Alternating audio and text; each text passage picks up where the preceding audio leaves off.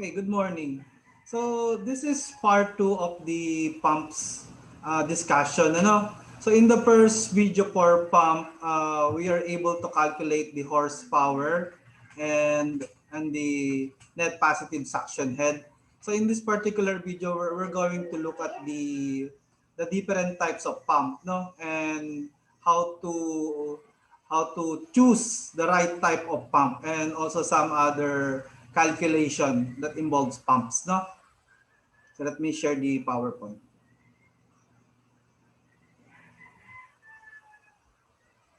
Yes, I win, honey. Daddy.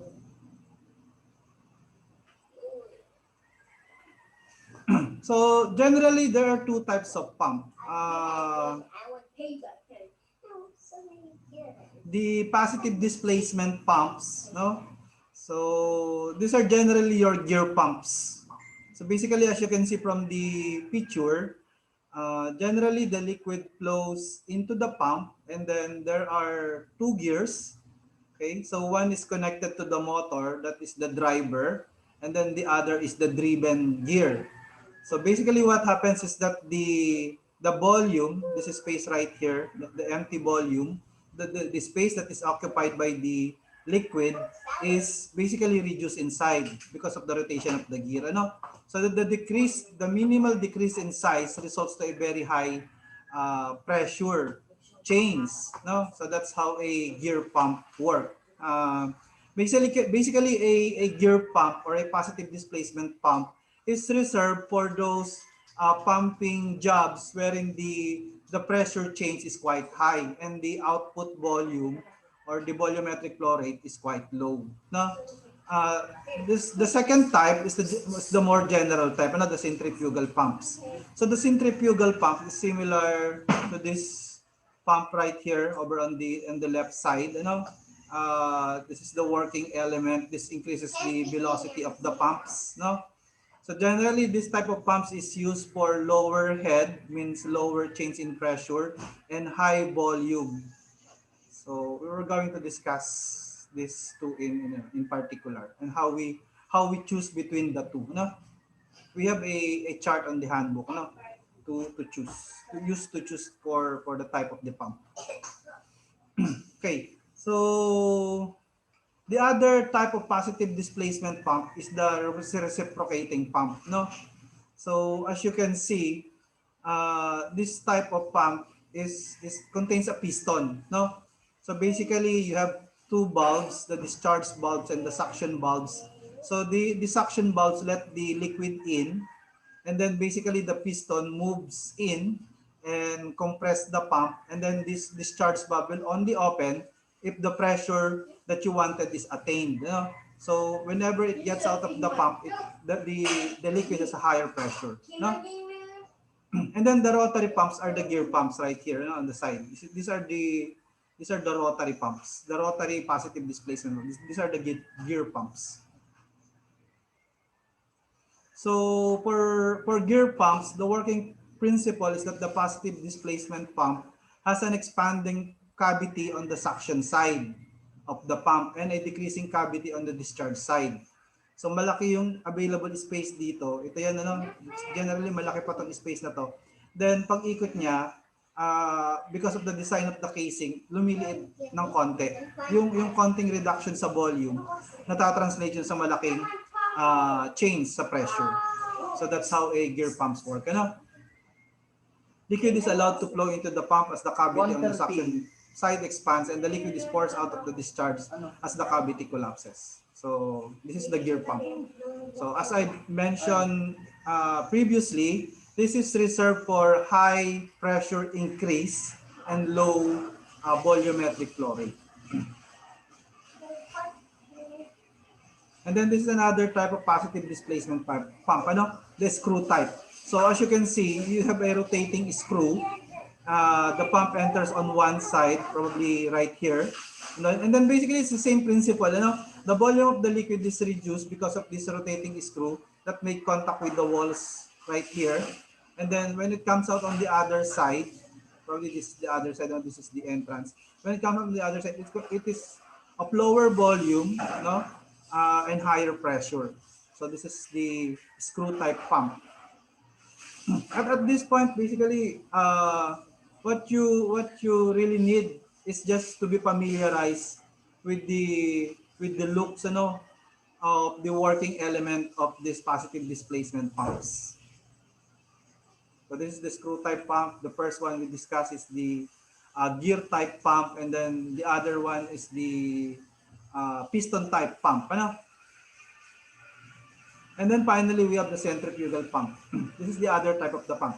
Okay. This is generally used for low heads, means lower pressure, and high capacity. Means high capacity means high volumetric flow rate. So we have what we call this the impeller. This LEC here is called the impeller. So it imparts speed, it increases the velocity of the liquid, through rotational speed. Sa kabilang side may nakakabit na motor. So iikot yan, tapos this will increase the velocity of the liquid. Basically, ganun lang naman. This is the impeller.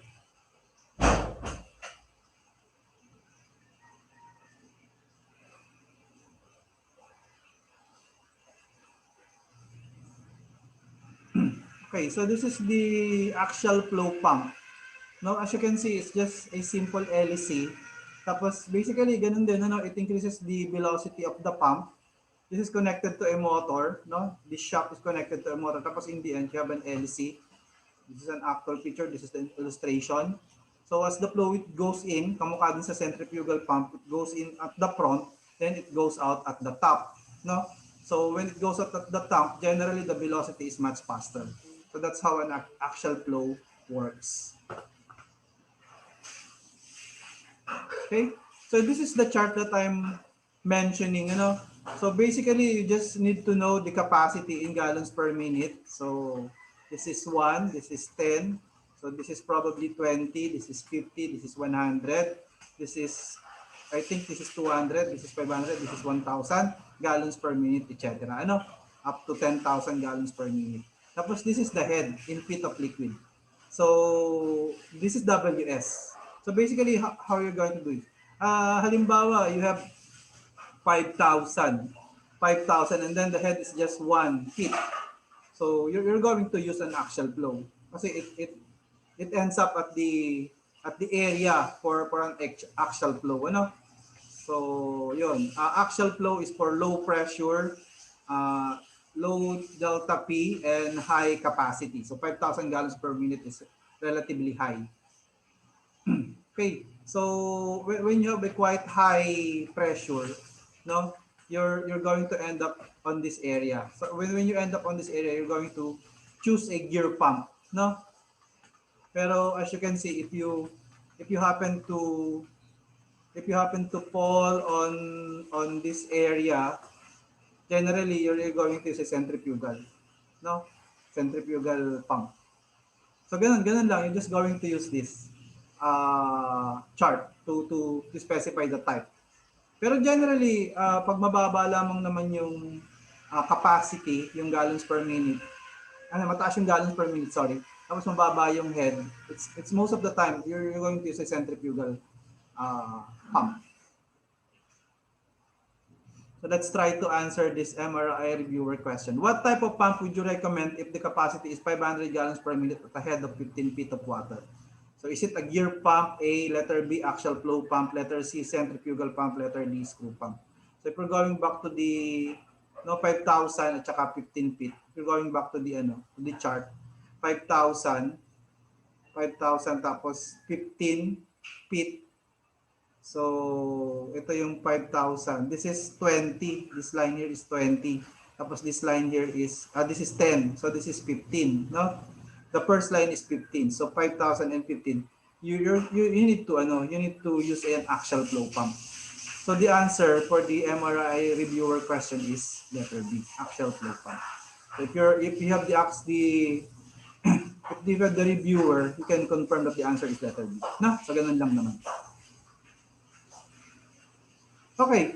Tapos we also have the affinity laws. Ito naman actually parang lang to, parang dimensional analysis lang, dimensional analysis topic. Pero i-discuss na rin natin kasi I observe most of you sa midterm medyo nagka-problema ka sa dimensional analysis. So this will really help, in terms of in solving the dimensional analysis problem. So we have two columns. The first one is that the pump has a constant impeller diameter. Remember, this is the impeller, no? This is the impeller. So if you have a constant impeller diameter, N is the RPM. N is the RPM of your impeller, no? Revolution per minute. So the revolution per minute is directly proportional to the capacity, as you can see from this equation, no? And the revolution per minute is squared is directly proportional to the head. Okay? So ganun yun, ano? You can you might be asking, probably you can think of this as ano, parang empirical data, ano? So yan yung nakikita nila. And then another thing, syempre pag mas mabilis yung ikot, 'di ba? Pag mas mabilis yung ikot, mas mataas yung capacity. So that's why it's directly proportional to sa capacity. Directly proportional lang naman. You might find some difficulty on associating n squared with the head, no? Pero basically siguro you can, 'di ba, b squared, 'di ba? B squared divided by 2gc. So most probably you can relate to that. 'Di ba b squared is velocity and then RPM is just like velocity. So siguro doon yun, ano? You're going to this is WS, parang this is WS. And then basically yung brake horsepower, this is the power. The power is equal to the capacity times the head. 'Di ba? WS times m dot. 'Di ba? This is Q. This is m dot, directly proportional to m dot. 'Di ba? Rho times m dot is equals ano? P times Q is equals to m dot. So they are directly proportional. So basically m dot times head WS will give you horsepower. So horsepower na lang to. Ano? Lately kasi medyo hindi na ginagamit yung brake horsepower. Horsepower na lang to. So yung horsepower is directly proportional dun sa cube ng RPM. Okay? So pwede siguro ganun yung explanation nitong tatlo. Ano? And then if the impeller speed is constant, halimbawa yung impeller speed naman is constant, and then you are trying to vary the impeller diameter, as you can see from this table, the capacity is increased by increasing the diameter, no? So kasi ito, parang distance to eh, parang L yung ano, parang L yung dimension nito, ano? So medyo mahirap siyang explain physically, ano? Ito mas madaling explain physically yung head. Ang head kasi d squared, so pwede niyo tong sa area, no? So sa area kasi d squared and then WS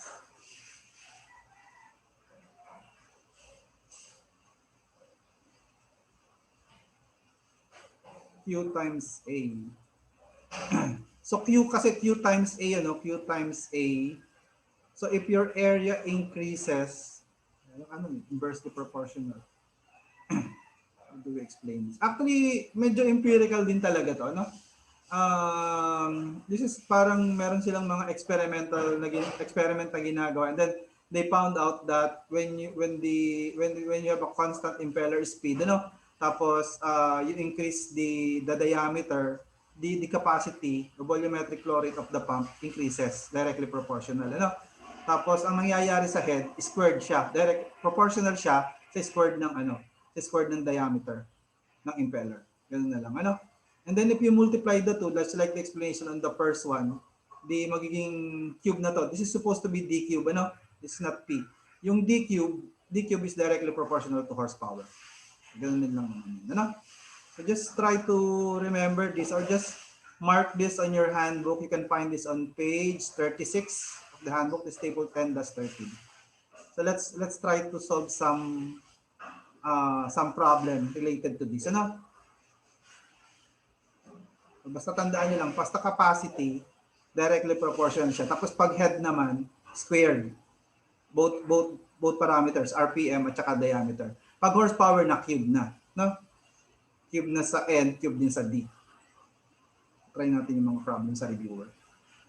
So again, this is from the reviewer. Now, when the impeller speed of an ideal centrifugal pump is doubled, the volumetric flow rate of the discharge is increased by a factor of So, di ba ito 1:1 lang, ano, directly proportional lang yung speed, yung impeller speed, yung N, at saka yung volumetric flow rate, yung capacity. So, pag dinoble nyo siya, ang answer dito ay letter C. No? So, letter C lang yan. Oh. Oh. Yan.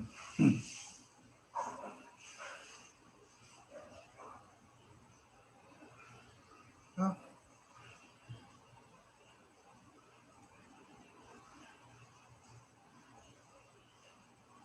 Okay. So, directly proportional lang, ano? So, letter C yan. Double din. 2 times. 2 times, ano? So, sunod. If the speed of a centrifugal pump is double, the energy requirement becomes approximately blank times the original requirement. So pag ano na, pag power na, energy requirement na, di ba power is also energy requirement, ano? So pag power na pinag-uusapan, i-cube nyo na yun. So pag dinoble mo siya, 2 cube is 8 times na yan. So 8 times the original requirement. I hope you're getting this. This is quite basic, ano? It's quite basic. So 8 na yung sagot. Okay, any question? So kayo nang bahala dun sa iba. I think this is the last question for that topic. Tapos let's discuss naman, halimbawa, you have pumps in series. So imagine niyo lang, ano, parang ano lang to, parang kuryente, ano, tapos meron kayong, ano bang similar sa ano.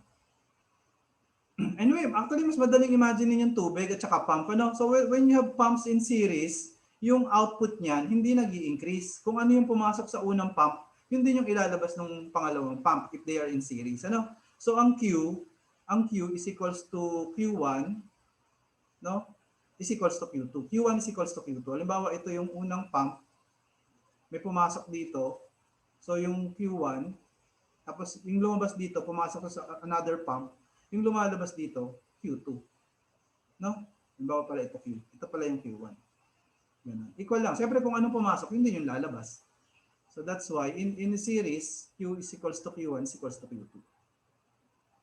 Okay? And what about the height? So kaya natin ina-arrange in series yung pump kasi we wanted the head to be higher.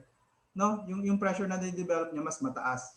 So ang mangyayari diyan, yung head na na-develop sa pump 1, bawa ito yung na-develop niya. Tapos yung head na na-develop sa pump 2, i-add niyo yan to get the total head na na-develop after passing the 2 pumps. No? Siyempre, bakit naman tayo gagamit pa ng dalawang pump? Diba? Ang reason doon, gusto natin pataasin yung head. Hindi yung hindi yung volumetric flow rate yung gusto natin pataasin. Pag nag-series tayo, gusto natin pataasin yung head. So that's why yung head is H1 over H2. So kaya ang efficiency ng pump in series is defined with respect to head. Mamaya makikita niyo sa parallel, yung efficiency niya is defined with respect to volumetric flow rate. So ang definition ng efficiency sa pump in series ay H1 over H2, yung total H na na-develop, divided by H1 divided by efficiency 1 plus H2 divided by efficiency 2. Okay? So ganun lang naman ka-basic, di ba? Siyempre, pag i-divide mo yung H1 divided by N1, makukuha mo dito yung total head plus yung nawala, ito yung net, yung H1 yung net head, yung pag dinivide mo yun, makukuha mo yung total head kung 100% efficient siya. So, syempre, pag dinivide mo siya ng H1 plus H2 rin, automatically 100 yung lalabas. So that's why you need to use the efficiency of pump 1 and pump 2 to calculate the total efficiency of the pump in series. This is the efficiency of pump in series. So I think we need to solve some MRI problem using these equations. When two centrifugal pumps are connected in series, the discharge changes by a factor of. So ano nangyayari sa discharge? 1/2, 1, 2, 4. So ang discharge, pag in series, equal pa rin. Ano? So the answer is letter B, 1. Okay? So sana it's very easy for you. Okay? Pag naman parallel pumps, as I've mentioned, kaya tayo nagpa-parallel pump kasi mas gusto nating mag-increase yung capacity. So, halimbawa, you have pump 1, ito yung Q1 mo. Okay? Labas dito, Q1 din. Tapos you have another pump, this is pump 2, this is pump 1, this is pump 2. So, halimbawa, pumapasok sa kanya Q2. Siyempre, labas dyan, Q2 rin. So yung total volumetric capacity niyan, i-add mo lang itong dalawa. So Q1 plus Q2 is equals to Q. Tapos as you can see, yung ano niya, yung kanyang efficiency is defined in terms of the volumetric flow rate. So parang as you can see, ganun din ano, yung total, yung net volumetric flow rate, i-divide mo ng efficiency ng pump 1. Tapos yung volumetric flow rate, i-divide mo ng efficiency ng pump 2. Okay? So ganito i-calculate yung efficiency. Pero as you can see, yung head, syempre kung anong ma-develop na head dito, equal dapat yung sa ma-develop na head ng ano. So pag parallel yung pumps, parehas lang yung head nila na nade-develop. Hindi pwedeng hindi. Parang ano yan, parallel resistor, parehas lang yung voltage. Ano? Okay, so let's try to solve some problem. I hope this is very easy for you. Ano? When two reciprocating pumps are connected in parallel, the volumetric capacity of the system changes by a factor of, kasi i-add mo yung Q1 at saka yung Q2. Tapos halimbawa, they are equal. So ang lalabas dyan, ang best answer dito ay, di ba?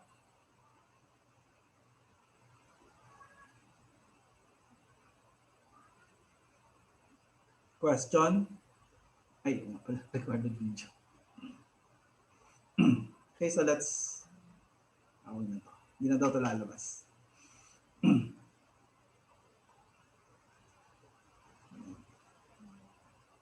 Okay, I guess that's it. Ano?